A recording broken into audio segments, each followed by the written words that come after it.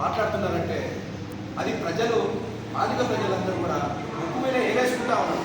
195 మంది ప్రజలు మాదిగ ప్రజలు కృష్ణమాదిగను ఎప్పుడో కృష్ణమాదిగను నిలివేశారు. ఆయన నాయకత్వాన్ని కానీ ఆయనను కానీ ఎవరు కూడా సహించే పరిస్థితి లేదు.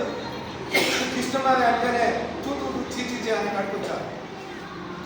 కృష్ణమాదిగ విధానాన్ని ఎప్పుడో మాదిగ పల్లెలలో దగ్గరగానే మాదిగ పల్లెలందరూ కూడా వ్యతిరేకం చేశారు. కృష్ణమాదిగ ధోరణి పద్ధతి బాగలేదని చెప్పి ఎప్పుడో ఆయన నిలివేశారు.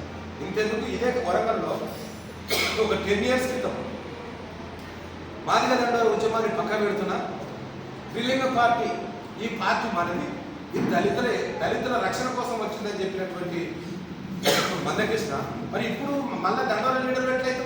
ఆ రోజే పక్క పెట్టేసినావు కదా దండోర. నువ్వు త్రిలింగ పార్టీ పేరు మీద పోటీ చేయించినావు కదా.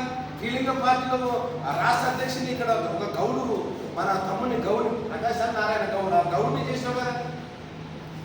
అంటే నీ అవసర రీత్యా నీ లావాదేవీల కోసం మోడీ దగ్గరికి వెళ్ళి మోడీ నువ్వు ఇద్దరు కౌలించుకొని మీ లావాదేవీలు నీ యొక్క ఆర్థిక స్థోమత మొత్తం కూడా నువ్వు నిలబెట్టుకోవడానికి ఈ ప్రయత్నాలు తప్ప మాదిగ జాతికి నీ వల్ల ఒరిగేది ఏమీ లేదు.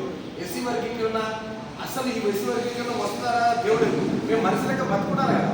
ఈ మనుషుల లెక్క బతుకుండడానికే మా ప్రయత్నం, మా గౌరవం ఆత్మగౌరవం పెంచుకోవడానికే మా ప్రయత్నాలు. మరి నువ్వు పోయేసి ఒక మతోన్మాద పార్టీలో మోడీతో నిలుతున్నావు అంటే, మోడీతో నువ్వు కలిసి బీజేపీకి ఓటే అని చెప్తున్నావు అంటేనే ఎంత దుర్మార్గమైన చర్య. నువ్వు ఎక్కడ బతికావు, నువ్వు ఎక్కడ జీవించావు, ఈ జీవన విధానాన్ని మర్చిపోయినావా? నీ కొమరయ్యలు వండగొట్టి బతికిరు అని 100 సభలలో చెప్పినావు కదా. నా దగ్గర చిల్లి కావలేదు, వైట్ పేపరు ఇలా సంతకం పెట్టిపోతున్నావు కదా. ఇలా 1,00,000 కోట్ల రూపాయలు గడించేసి మోడీతో ఎట్లా స్నేహం చేస్తా ఉన్నావు. నువ్వు ఫ్లైట్ లెక్క ఎట్లెక్కి ప్రచారంలో తిరుగుతా ఉన్నావు. నువ్వు నీ విధానాలు మార్చుకోకపోతే ఖచ్చితంగా మాదిగలతో తగిన బుద్ధి ఖచ్చితంగా ఇప్పటికే చాలా వెళ్ళిపోయింది. ఇప్పుడు బీజేపీ చేస్తున్నావు కనుక రేపు ఖచ్చితంగా దేశంలో కాంగ్రెస్ పార్టీ అధికారంలోకి వస్తుంది. కాంగ్రెస్ పార్టీ ఎస్సీ వర్గీకరణ చేస్తుంది. కాంగ్రెస్ పార్టీ సంక్షేమాన్ని, అభివృద్ధిని, రిజర్వేషన్, రాజ్యాంగాన్ని కాపాడుతుంది. దాని కాంగ్రెస్ పార్టీతోనే మనకు అన్ని తీరులా మాకు అభివృద్ధి జరుగుతుందని చెప్పేసి మరి వేణు బాబాయ్యగా మరి దండోర రాష్ట్ర అధ్యక్షునిగా మీకు అందరూ కూడా తెలియజేస్తా ఉన్నారు.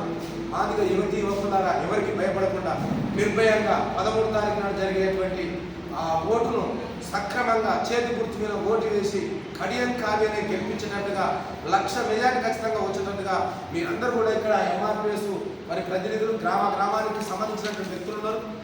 అందరూ కూడా మరి కంటికి రెప్పలా కాంగ్రెస్ పార్టీ గెలవడానికి అందరం ప్రయత్నంలో భాగంగా ముమ్మరం చేసుకొని అందరం ప్రచారంలో ఉండి రేపు ఒక్కటే రోజు కనుక అందరం వాడువాడిలా తిరిగి కడియం కావ్య గెలవడానికి సర్వ ప్రయత్నాలు ప్రయత్నం చేసేసి మనందరం కూడా ప్రచారంలో ఉండాలని చెప్పి తెలియజేస్తా ఉన్నాం. కడియం కావ్యకే